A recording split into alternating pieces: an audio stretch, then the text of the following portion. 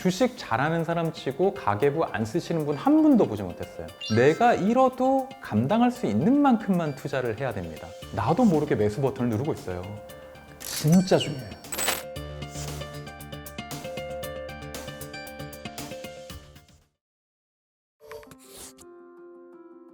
안녕하세요. 리커버스 구독자 여러분, 반갑습니다. 저는 정신건강의학과 전문의 박종석이라고 합니다.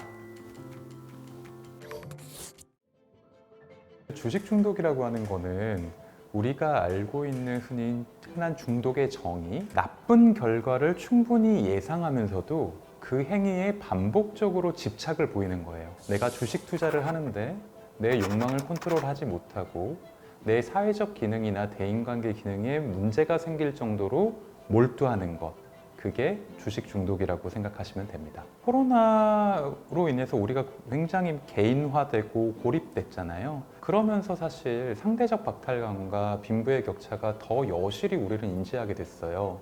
어떤 사람들은 자영업을 하다 망하고 코로나 정말 생계를 걱정해야 될 처지에, 어떤 사람은 코로나 기간 동안 돈을 더 많이 벌고, 이런 포모증후군, 상대적 박탈감, 공허감, 이런 것들이 메인이라고 보실 수 있을 것 같습니다.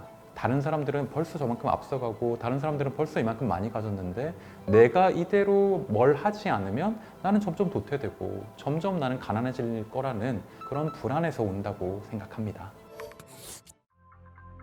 주식 투자를 하시는 많은 분들이 욕망과 불안 때문에 하게 돼요. 정말 고민하고 매수를 하는 게 아니라 충동성이 여실히 드러날 때는 나도 모르게 매수 버튼을 누르고 있어요. 쇼핑뿐만 아니라 주식 충동 구매가 훨씬 더 심각하고 무섭다, 이렇게 확실하게 얘기 드릴 수 있습니다. 출근을 했는데 주식 투자 아니면 내 주식 창을 보느라 업무에 집중을 못 하는 거예요. 그러다 보니까 결근을 하게 되고 지각을 하게 되고 하는 일도 계속 미뤄져요.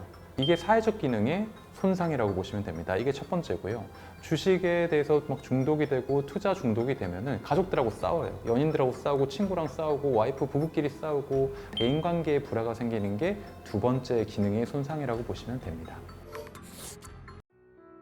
본업이 90%, 주식은 10%. 주식을 포함한 모든 투자는 10% 미만으로 하셔야 돼요. 내 돈에서도 10%만, 내 시간도 10%만 투자해야 돼요. 무슨 말이냐? 내가 절대 비투를 하면 안 되고 여유자금으로만 하는데 그 여유자금에서도 10%만 주식에 투자를 해서 이제 시작을 하셔야 된다는 얘기죠.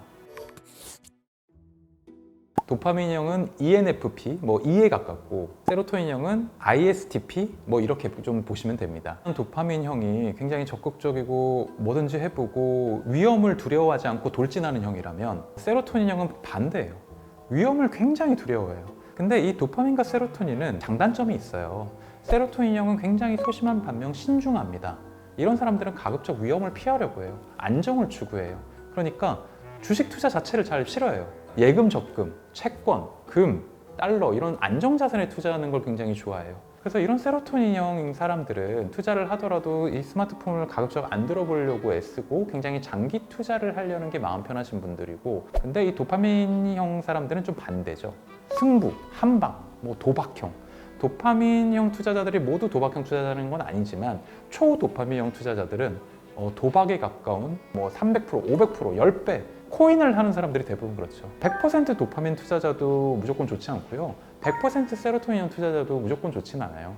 제가 볼 땐 이 밸런싱이 중요합니다. 시장의 흐름이나 자기의 성향에 따라서 적응해 나가야 됩니다. 이거는 진짜 중요한 건데, 내가 잃어도 감당할 수 있는 만큼만 투자를 해야 됩니다. 이거보다 좋은 해결책은 없어요. 이미 내가 몇 천만 원을 잃었어요. 그것 때문에 너무 우울해요. 그것 때문에 죽고 싶어요, 선생님. 그래서 저한테 찾아오신 분들 굉장히 많아요. 자기 시드머니의 10% 이상을 처음부터 주식 투자를 해서는 안 돼요. 절대로요. 주식으로 인한 우울증이라는 게 3개월치 이상의 월급을 잃게 되면 그때부터 우울증이 심각해지고요.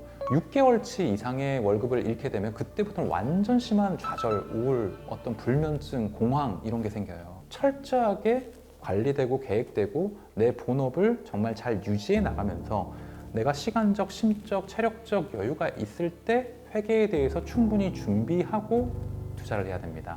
진짜 중요해요. 가계부 쓰기. 초보면 초보일수록 그 루틴이나 기본을 굉장히 무시합니다. 주식 잘하는 사람 치고 가계부 안 쓰시는 분 한 분도 보지 못했어요. 돈은요, 한 방으로 버는 게 아니라 디테일한 습관으로 법니다. 자기의 어떤 습관을 이렇게 돌아보는 그런 루틴을 만드는 것부터 시작하는 게 굉장히 중요하다는 말씀 드리고 싶어요. 50만 원 투자법이라고 해서 내가 아무리 자신이 있어도 50만 원씩만 투자하는 거예요. 어떤 종목이든 간에. 그 50만 원 투자를 계속하는 거예요. 그 수익이 나건 손실이 나건 계속 50만 원만 투자를 하는 거예요. 그걸로 한참 해보고 N수를 늘리는 거죠. 횟수를 늘리는 거죠. 그러니까 지성을 쌓는 거예요. 이 경험을 통해서.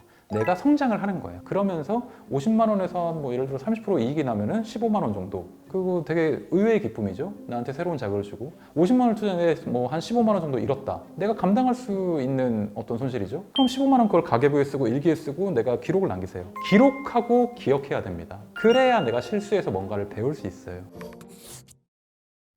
이런 얘기들을 굉장히 많이 듣습니다. 20대들이 코인에 정말 중독됐다, 한방 심리가 너무 몰입해 있다, 이런 얘기가 많은데 저는 이거는 좀 선입관이 들어간 결과라고 봅니다. 힘들어하는 사람 중에 20대가 많다 보니까 20대가 굉장히 많이 주식에 어떤 몰입해 있다. 내가 근로소득으로 내가 아파트를 사고 부자가 될 수 있는 방법이 굉장히 적어졌잖아요. 그렇기 때문에 우리가 20대 청년들이 혹은 10대부터 내 직업으로도 충분히 내가 부자가 될 수 있다. 내가 충분히 서울의 강남 아파트를 살 수 있다. 이거에 대한 믿음이 거의 사라져버린 상태예요. 그러니까 20대들은 점점점 코너에 몰리죠. 초조해지죠. 사실 이렇게 우리가 불안한 사회를 만든 데는 기성세대, 저를 포함한 40대, 50대의 어떤 책임이 있다고 저는 생각을 합니다. 지금 주식 투자로 힘들어하는 20대 분들이 너무 자책하지 않았으면 좋겠어요. 여러분의 탓만은 아닙니다.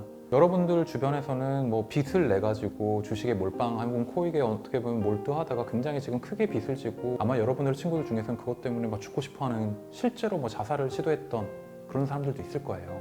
누가 처음부터 투자를 잘하고 누가 처음부터 현명할 수 있겠습니까? 건강한 투자자로서 나 자신을 비난하지 않고 내가 지금 빚을 많이 졌다고 스스로 우울하거나 자책하지 않고 다시 그걸 극복하는 방법에 대해서 하나씩 같이 의논하고 우리가 같이 고민해서 방법을 만들어 갔으면 좋겠습니다.